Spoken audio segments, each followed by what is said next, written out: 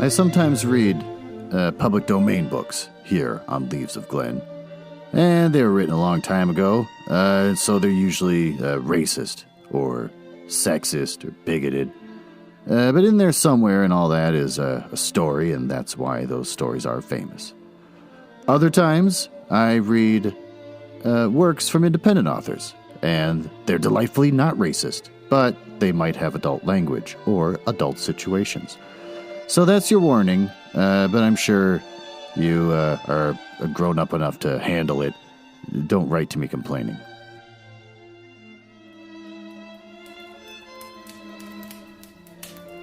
Oh, hello, and welcome to the Leaves of Glen Mansion. It's a fun little bit where I pretend to live in a mansion and not just recording in my basement. This is where I read the hottest public domain books and short stories. And this week, I'm going to read a short story, an erotic short story called The Assistant by Tiffany Reisz. I've read her stuff before and I can never say her last name. Want to learn about the author? Sure. The author was born? We don't know. Died? I think she's still alive. Tiffany Reisz is an American author, and she is best known for the original Sinners series of erotica and has won the Rita Award twice. Reisz is best known for writing the original Sinners series published by Harlequin imprint Myriad Books, called Smut Smart by NPR, and 50 Shades for Adults by Salon. Reisz's work is known for its witty depictions of sex and heavy use of religious imagery and themes. In 2014, USA Today championed Reisz for her diverse characters.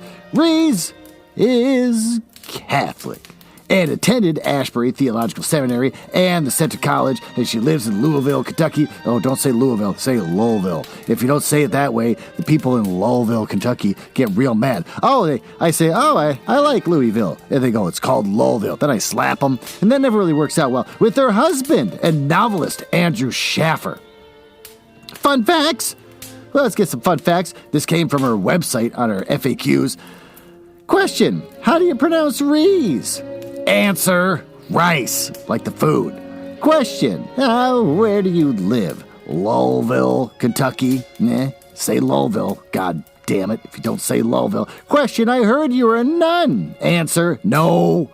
I did go to conservative Southern Seminary, but dropped out to write. You can read about my journey from seminary student to erotica writer at the Huffington Post.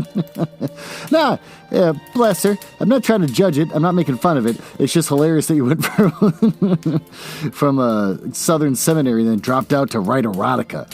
But, she's doing what she wants to, so God bless her. I'm not judging. Question, I've also heard you're a dominatrix. Answer, more lies! Exclamation point. I visited a dominatrix, though, and you can also read about that at the Huffington Post.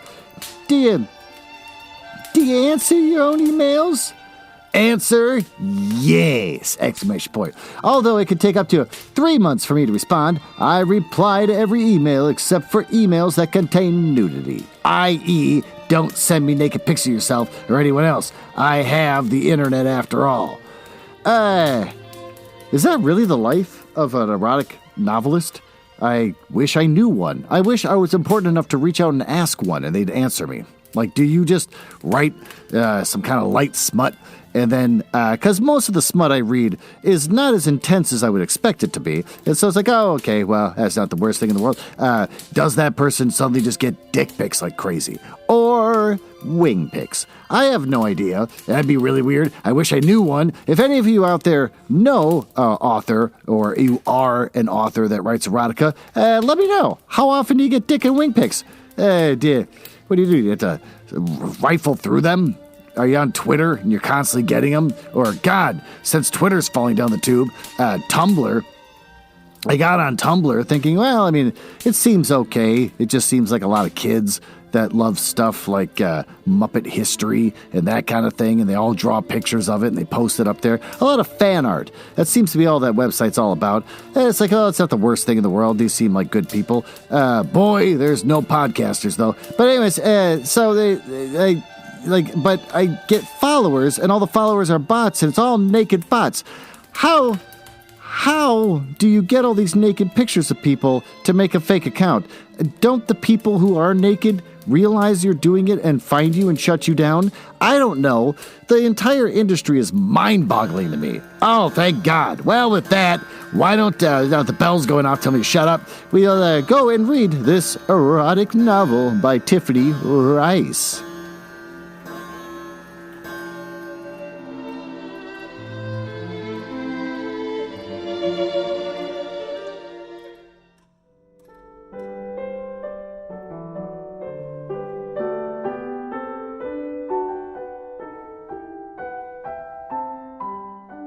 Ah, there you are. And welcome to my library. I have to remember every once in a while to play into this bit. I kind of forget that with no listeners that I have, not anyone's gonna know the bit and just assume that they're in the library. No, the idea is we traverse around my mansion where we start out in the,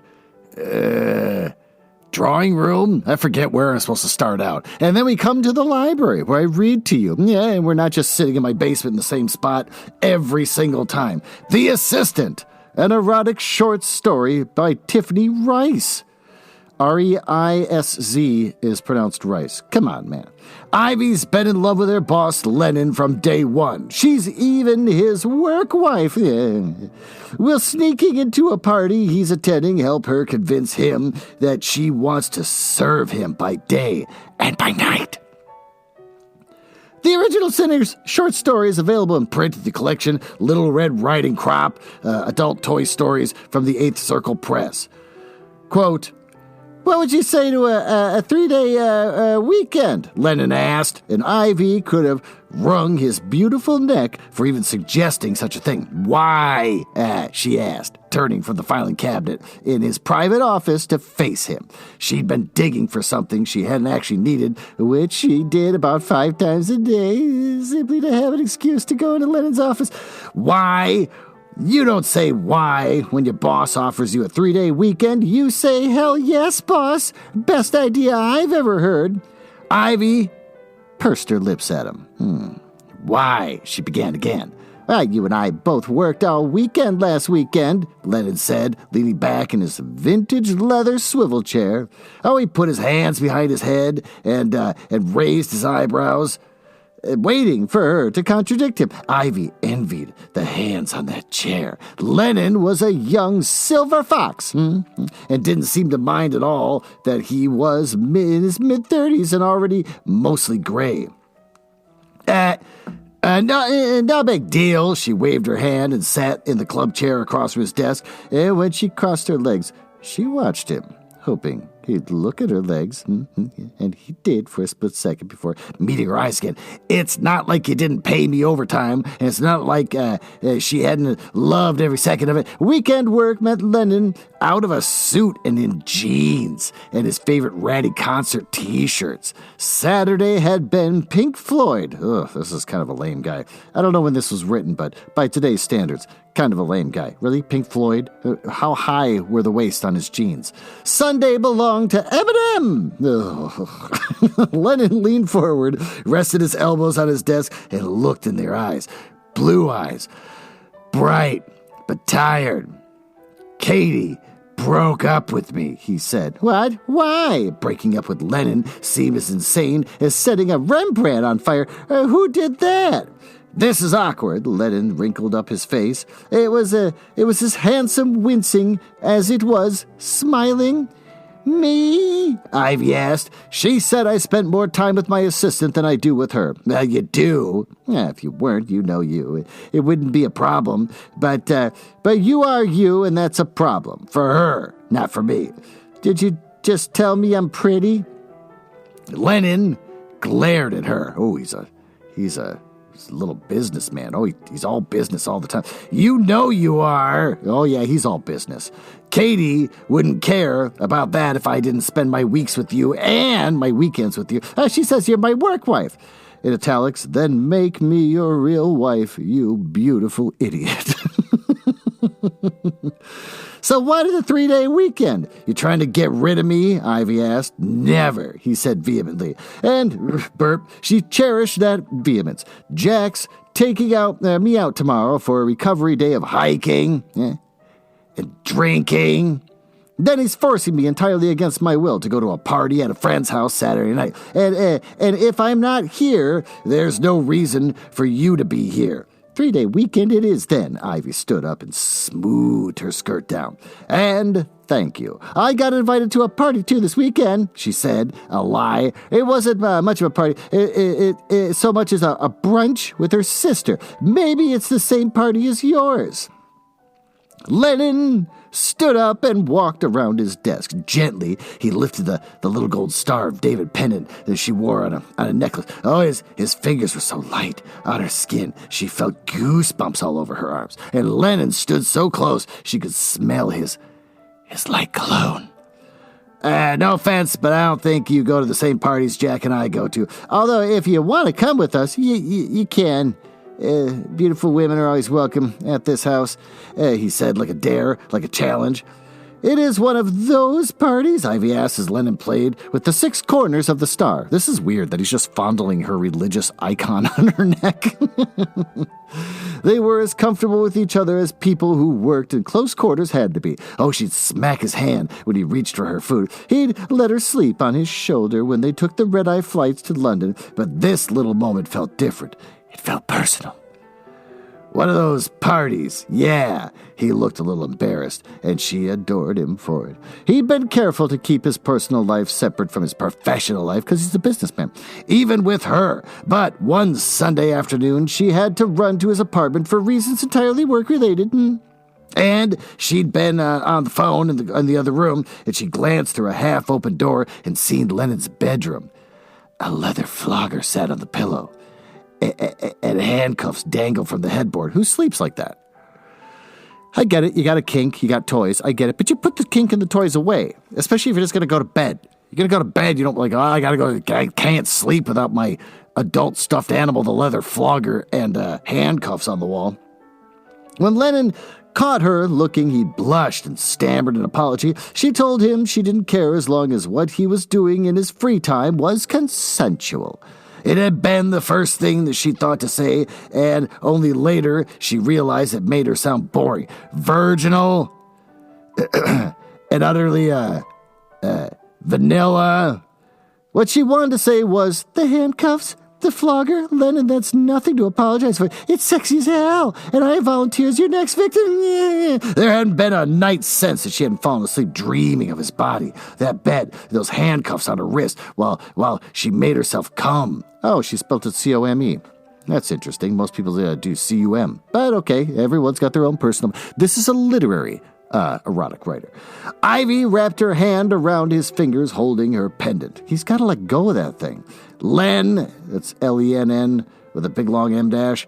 Lennon let the pendant go like it had burned him. You work for me, he said. I know. She raised her hand in surrender. She knew. They had this discussion once. Turn the page before on a night flight when neither of them could sleep, but seemingly the rest of the plane could. Oh, he'd admitted his attraction to her, and she to him, and the only thing that had stopped them from joining the Mile High Club had been Lennon's innate sense of decency that kept him from sleeping with an employee 10 years his junior. Oh, she knew if she made... Can't seem to turn the page. The first move, it would happen, but she just couldn't bring herself to do it. Lennon took a step back. Oh, she stopped herself from taking a step forward. Have a good 3-day weekend, and I'll see you on Monday. Ivy smiled. Monday. Then she took her file, walked out of his office, and sat at her desk. Oh, she didn't trust herself to walk back into Lennon's office without declaring her love and or lust for him. So it said she opened her messenger app and typed, need car service for the party? Where? When? Lennon wrote back 30 seconds later, yes, please, Saturday, 152 Riverside Drive. Warn the driver will be dressed weird. How weird? She typed back. Eyes wide shut weird. Well, I'll make a note in the comment field. Yeah, that's cute. And then that's when it hit Ivy. Oh, she knew where the party was. She knew when it was. She knew she could go to it if she wanted to go to it. but she wanted to go to it. Lennon had said, eyes wide shut weird, and implied he'd be dressed in some sort of weird costume. Oh, that would make it much easier to slip in and out, and she didn't want to do anything but see him and be part of his world for a little while. Yeah, she couldn't even talk to him, but to pass unobserved, she'd have to dress the part herself. Saturday morning, she made an appointment with her stylist, who did her hair in a complicated, very un-Ivy updo. She bought a slinky white dress and a white masquerade mask. Lennon had never seen her wear her hair like this, and he'd never seen her wear white. And with the mask covering half her face, she'd have no idea it was her. Or he'd have no idea it was her, since it was one of, quote, those parties. Ivy also invested in a pair of white steam stockings and a garter belt and white high heels with white ribbons tied at the ankle. Once dressed, she looked the opposite of her usual work self. Her own mother would recognize her. When 9 o'clock rolled around, she grabbed a cab. On her way there, she told herself that if the party wasn't her scene, all she had to do was turn around and leave. She could do this. Get in, get out. Don't cause trouble. Don't reveal herself. And whatever she did, no contact with Lennon, period. None, period. Well, cab dropped her off, and she paid the driver. It took her a couple seconds to work up the courage to step out and climb the stairs of the black and white 3-story townhouse. This is a townhouse? Through the door, she could hear the sounds of music and laughter and the usual party revelry going on inside. Before she knocked, she tried the knob and found the door unlocked. As quickly and quietly as she could, Ivy stepped inside. Oh, period. Oh, 3 dots. Oh, comma, no, period. Lennon hadn't been exaggerating. It really was one of those kind of parties. Everywhere she looked, she saw couples coupling, kissing in doorways, draped over each other on sofas, burp. And in the room to the left, some sort of sitting room, she saw a woman kneeling on her hands and knees on a coffee table, while a man in a dark 3-piece suit and the devil horns fucked her from behind. Well, they weren't alone in the room, not at all. People stood around watching, cheering. Someone even held a stopwatch in his hand. Yeah, cash was scattered on the table around the woman's hands and knees, and from what Ivy could tell, it was a contest, and the devil was contestant number 2. The previous contestant had fucked the woman 12 minutes and 16 seconds before coming, and the current contestant just fucked his way past the 10-minute mark. Someone in the crowd said that they were neck and neck. Someone else said that they were cock and cock. Ivy stared, mesmerized by the scene. It was porn. Beautiful, erotic, playful, live porn.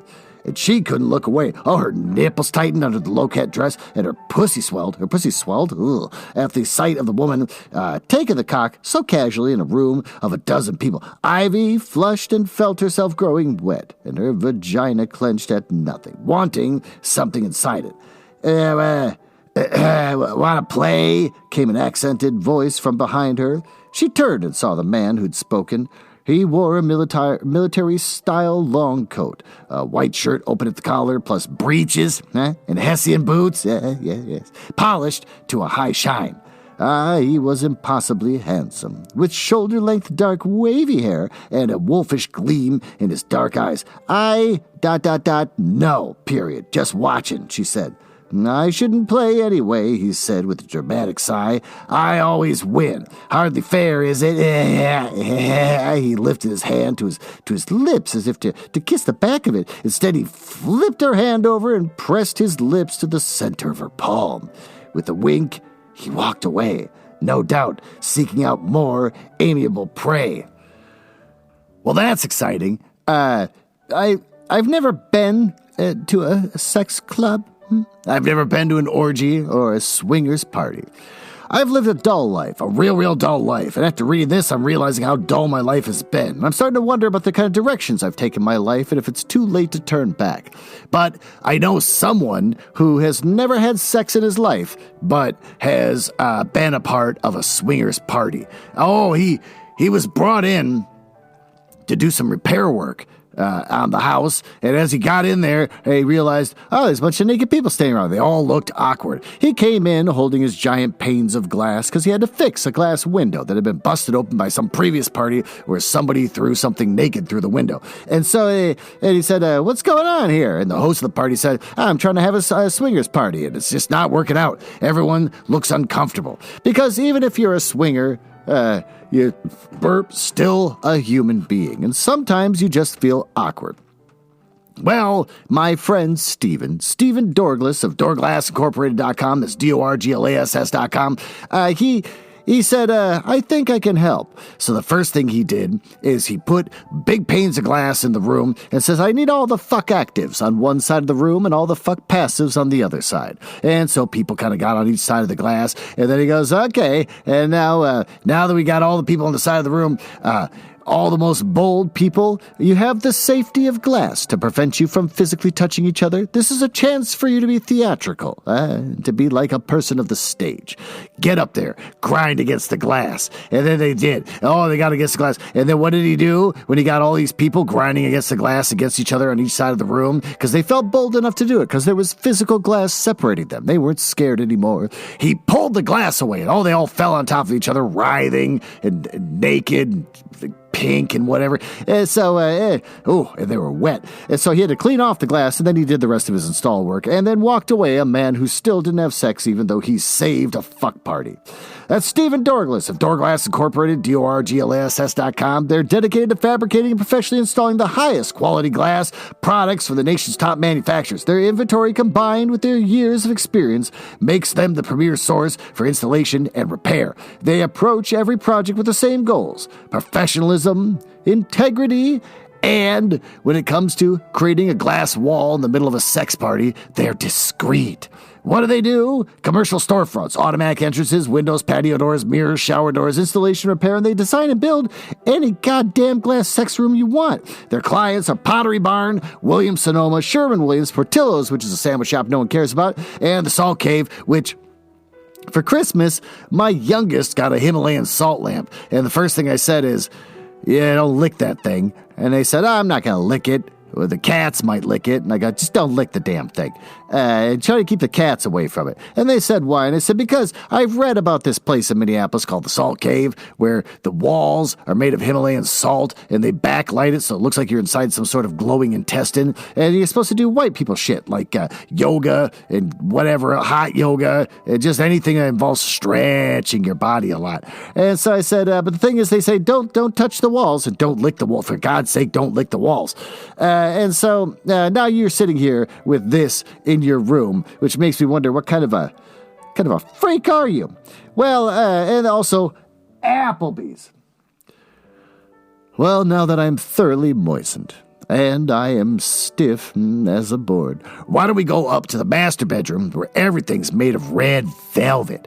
Everything. It's all velveted in my room, and I made it just for you. And we can go up there and lay on my heart-shaped waterbed, which is, engineering-wise, it's an impossibility, but I have a friend that made it work. Yes, the creases are weird and stuff, and they keep popping open and water spills out of them, and you gotta keep putting chlorine in the water, because if that stagnant water gets on your floor, my God, it smells like a cat died. But I patch it up whenever it happens and make sure the chlorine's in the water, and I am there to read to you the latest in romance literature from Penguin Random House Books.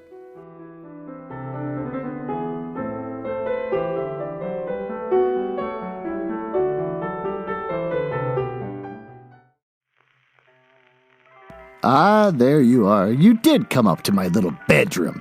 I'm not just sitting in the basement. We're in a bedroom where everything's made of velvet. And, oh, look at you. You're dressed like some kind of half cop on the top half and a Marine on the bottom.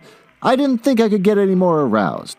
Oh, you're pointing at a book called Quarter to Midnight by Karen Rose. It's part of the New Orleans novel. What?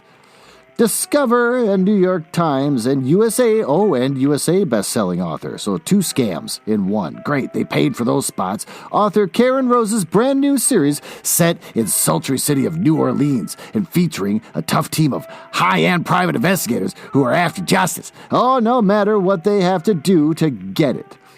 Good cops, bad cops, only one will win. After completing her tours with the Marines in Iraq, Molly Sutton knew she could take down any bad guy she met. But when a family tragedy exposes the dark side of her local police, she joined up with the former CO Burke Brosard, these are ridiculous names, who left the New Orleans PD to set up a private investigative service for people who couldn't find justice elsewhere.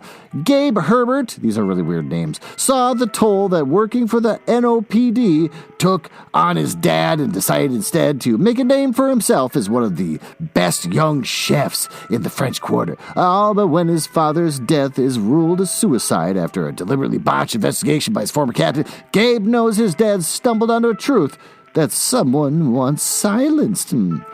Gabe goes to his father's best friend, Burke, for help. Burke assigns the toughest member of his team, Molly, to the case, and Molly can't believe she's being assigned to work with the smoking hot chef, whose chocolate cake is not the only thing that makes her mouth water.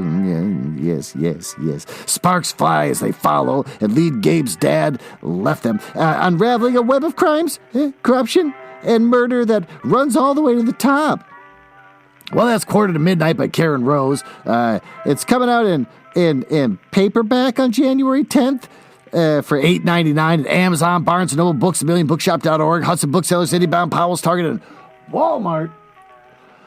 Well, I was still aroused. I was still thoroughly aroused up until the point that someone's dad died. Now I just think about my dad. It's hard to stay aroused when you think about your dad. So with that, why don't you get back into normal clothes? This whole cop marine outfit you're wearing, though sexy as hell, is just not doing it for me right now. I'm sorry, you brought my dad into it. I'll meet you back down in the library.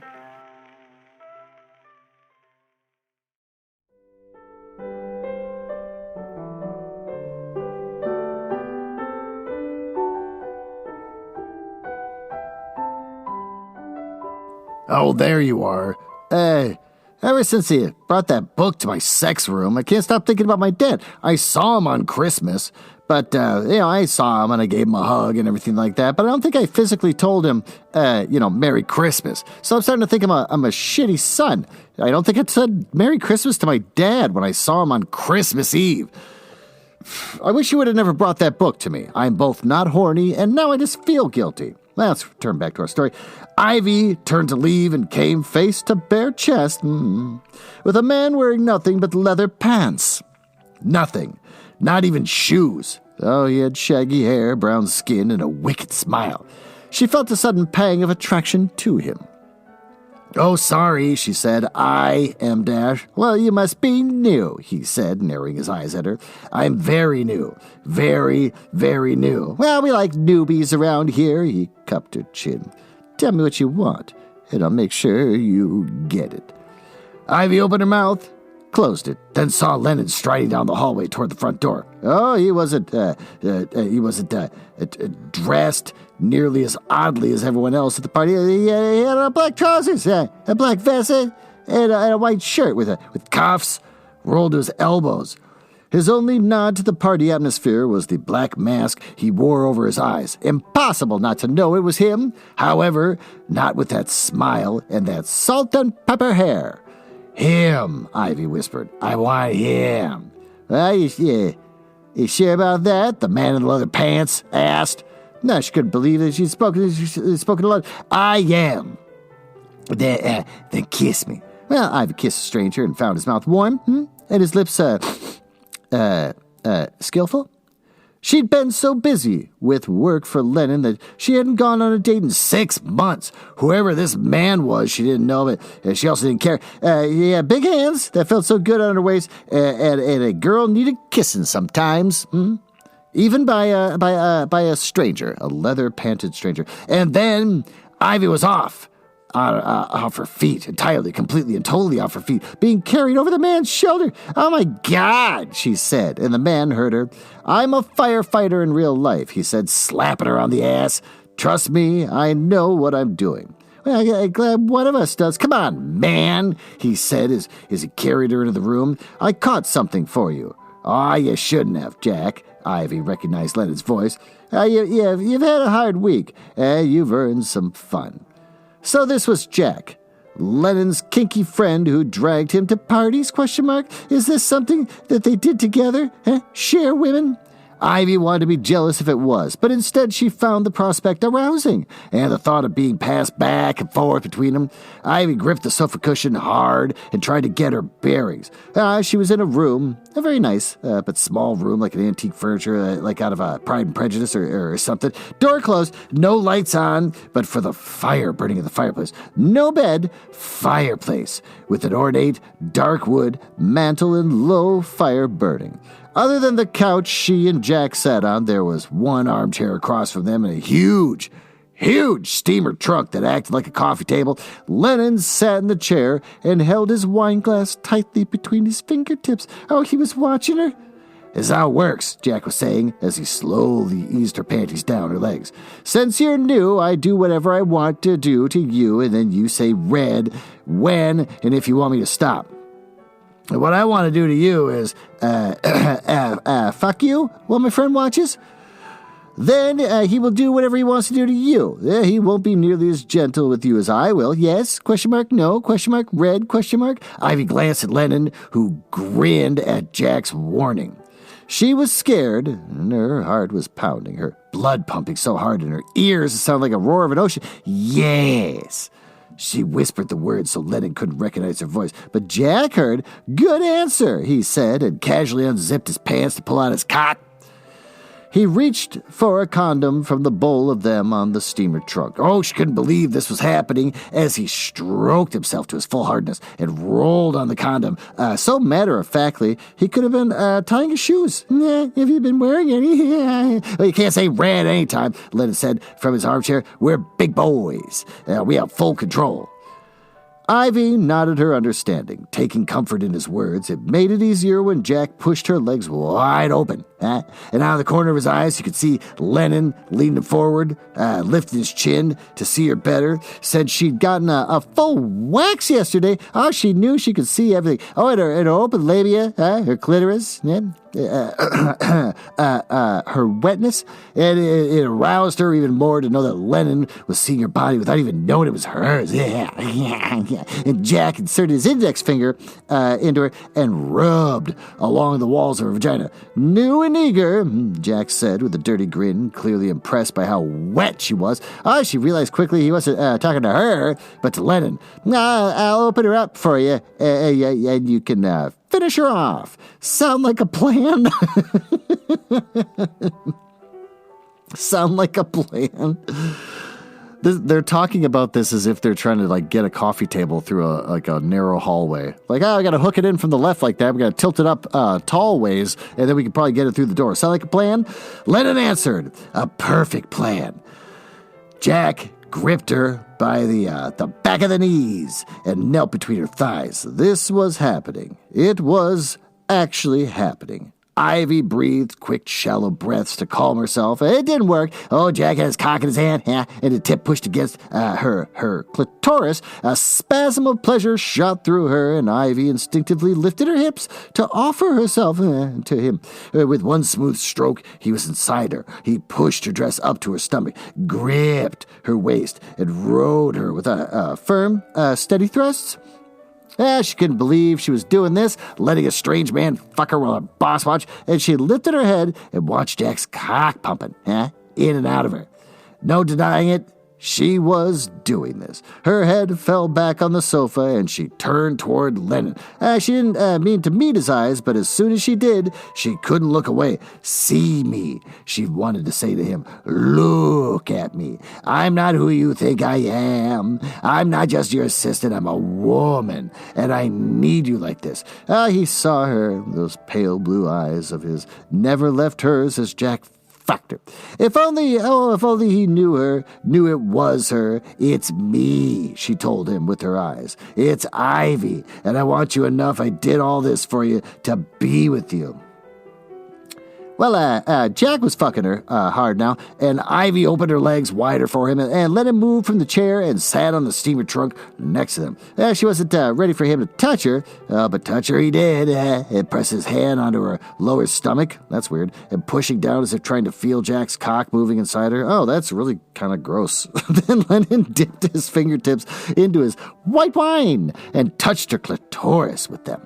Oh, she inhaled sharply, nearly flinching at the sudden coolness on her burning body. He grinned as he rubbed the swollen knot of flesh. That sounds unattractive. Toying with it at first before giving it the serious attention it needed. Oh, her hips moved in tight circles as Lennon touched her, and Jack fucked her. All sensation was concentrated in her pelvis, in her sex. Lennon worked her clitoris with two fingers. I keep saying clitoris on purpose. Don't think I'm an idiot. It's also like I also like to say fellatio. I think it's hilarious. And then people catch me like, you're not saying it right. I'm like, nah, I know I'm not saying it right. Shut up and just let me keep saying it. With her fingers and more you could take. Oh, this man she adored and lusted after, touching her so intimately while she was being fucked, came with a cry and a shudder, her whole gripping and grabbing at Jack's cock and still pounding her. Oh, he slammed his orgasm into her as Ivy lay back, closed her eyes, and took it.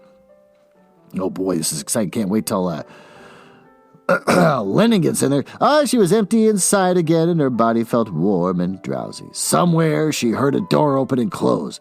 Ivy was being lifted into strong arms. All limp and spent, she let the strong arms pull her upright and press her to the back of the couch. Thighs nudged her legs open. Oh, that sounds kind of sloppy. Like, yeah, come on, get open, get out of the way. And someone penetrated her again. Ivy opened her eyes and found herself in Lennon's arms. Oh, her chin on his shoulder. Her legs wound round his waist as he pinned her to the back of the couch with his cock inside her. Oh, his hands were on her back, lowering the zipper on her dress, and she stiffened, suddenly wide awake. We're alone, Lennon said, kissing her bare shoulder as he slid the straps of her dress down her arms. Down it went until he pushed her dress to her waist, baring her breast for him. Don't be shy. Shy? Oh, she was finally having sex with a man she'd adored for 2 years. Ivy leaned back, arching for him and offering her breasts to him. He ran his hands over them, squeezing them lightly, holding them in his palms as he licked and sucked her nipples. And Lennon was sucking her nipples, and it felt better than anything had ever felt in her life. Fucking her softly, at first, deeply, and then harder and harder. Jack had warned her Lennon would be rougher with her than the rest of us, but Jack hadn't warned her that it'd feel this good. He was fucking her so hard now that she could feel it in her stomach. Oh, what's with the stomach? Oh, she loved it. Needed it ever since then she went to work with Lennon. Oh, he pulled out of her, but only to turn her, bending her over the sofa arm, and he entered her from behind and fucked her deep in his hands, holding her breasts and squeezing them, tugging the nipples until she moaned. You like this? He asked, and his voice sounded so unlike him, so forceful and dominant. Yes. When I'm done fucking you, I'm gonna flog you, and then fuck you again. You want that? Yes. She was so wet from his thrust, she felt it dripping down her thighs. I knew you would. But how did he know? He didn't even know it was her. Oh, he didn't know. Red, Ivy said. Well, Bennett pulled out of her immediately as Ivy yanked her dress back up. What's wrong? He asked, looking scared, concerned. He touched her arm. I didn't hurt you, did I? No, she said, scrambling off the sofa. I'm sorry. He reached for her again as she headed for the door, but she kept walking away from him and out of the house. What was she thinking? Having sex with her own boss without telling him. It was her. Oh, Jack knew he was having an anonymous sex with a girl he'd never met before, but Lennon didn't, and that wasn't right. No matter how much she wanted him, how good it felt, it wasn't right. By Monday morning, Ivy had pulled herself together as best she could. She dressed in her normal clothes, did her hair in the normal way, and prepared to act as normally as she could. Well, she wouldn't blow her cover, she wouldn't confess, and she wouldn't put Lennon in a horribly awkward position because she'd followed him to his party like some lovesick puppy. He was expecting her to be there, so all of this guilt makes no sense. Like, he wanted her to go there probably specific for that. Whatever, I'm moving on. She would be a grown-up and carry the secret. In the break room, she poured 2 cups of coffee and marched into his office like it was, any other day. "Burp, morning," she said, handing him his coffee. "How was your weekend?" "Good." "Yours?" Ivy asked, keeping her face empty of expression. "Good." "Too short." Talking about her, obviously. That's the foreshadow. "Typical, right?" "Right. But back to work. Can you bring me those Close Brothers file?"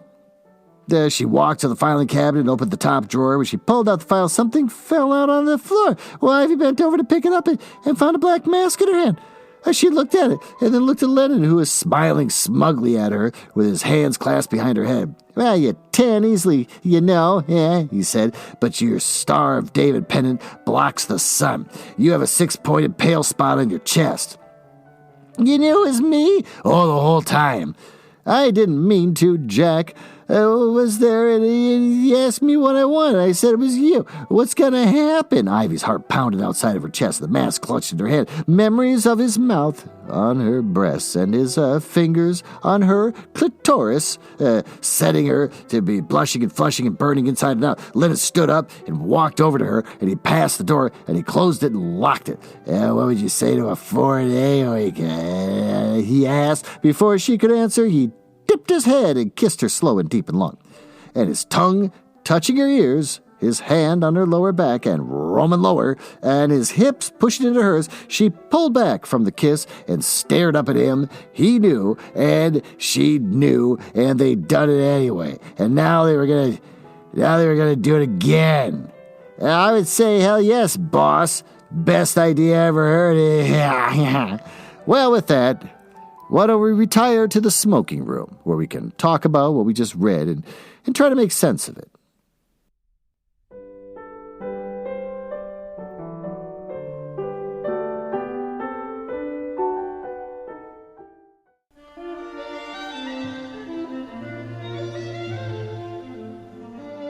Oh, there you are.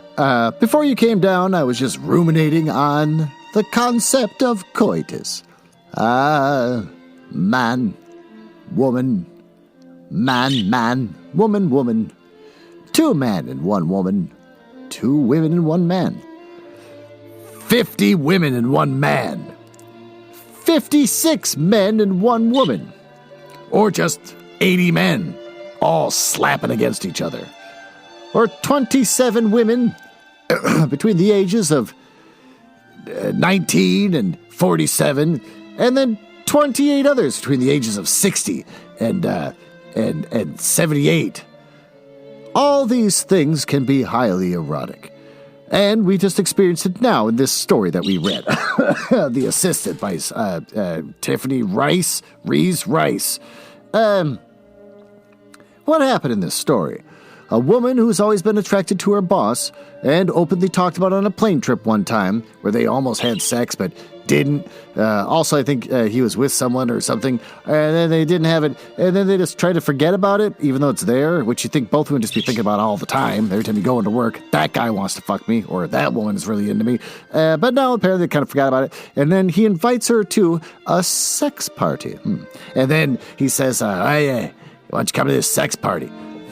Yeah, burp. Oh, that's a big burp. I'm really worked into a lather right now, like I normally wouldn't be on any other episode. Getting dressed weird. It's gonna be like Eyes Wide Shut. And then she's like, okay, weird. And I'm gonna go. They're like, oh yeah, make sure to tell the cab driver gonna be dressed weird, expecting her to just, I don't know, be naked with a mask on. I don't know what that was supposed to mean. And then she gets there, and then she, makes the sex with him, and she feels like it's anonymously. And then he, but he knows it's her. But then she feels guilty. But the whole thing is everyone's anonymously having sex with everyone, so how is it bad? Plus, he invited you because he wanted to have sex with you, obviously. It's not like, hey, come to this thing. Just be a tourist. Just watch. Just get to know me a little bit. This is my hobby. It wasn't that. He wants to have sex with you. So I don't understand the logic behind that. But in the end, her Star of David necklace she wears all the time that he just fondles randomly while they're in the office. I've never been at a workplace where I just like, what's that? And I just start playing with their earring. I've never done done that before, but that happens in this story. And then in the end, he knows it's her because she's got a sunburn in the shape of the Star of David on her chest. How big is this thing? I have no idea. This giant iron Star of David around her neck that sits on her chest. It's like a foot. Well, that's pretty much the story. And now they get to have sex all the time. Now it's all fine. What's good? The sex was more believable in this than other stories I've read. Other stories I've read, basically people don't have sex. I can't read one here on the show, but there is one about a military, like a Navy SEAL that has sex with some woman. And I read it as a joke for a friend of mine, and the sex in there was non-existent or just weird. One was the guy was going to go down on the woman, and he puts on a condom as he goes down on her. His penis is nowhere near her, but he's wearing a condom.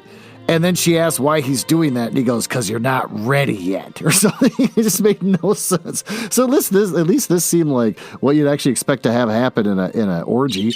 But beyond that, what sucks? I don't know. It was fine. It didn't suck. It was fine. I've read her stuff before. It was fine. What do we learn? If you and your boss are on a plane trip where you admit that you're attracted to each other and you think you're going to have sex, it's probably going to happen. Well, with that, thanks for listening, and I will see you in the next episode where I promise this time I'll read Winnie the Pooh. I don't want to be known as Glen, the guy who keeps promising to read Winnie the Pooh, Nuzzles. I am going to read it. I just been putting it off because I had a holiday thing I was doing, and then I thought, let's cleanse the palate with erotica before I read Winnie the Pooh. So next time, I will start Winnie the Pooh. The thing's like 9 chapters.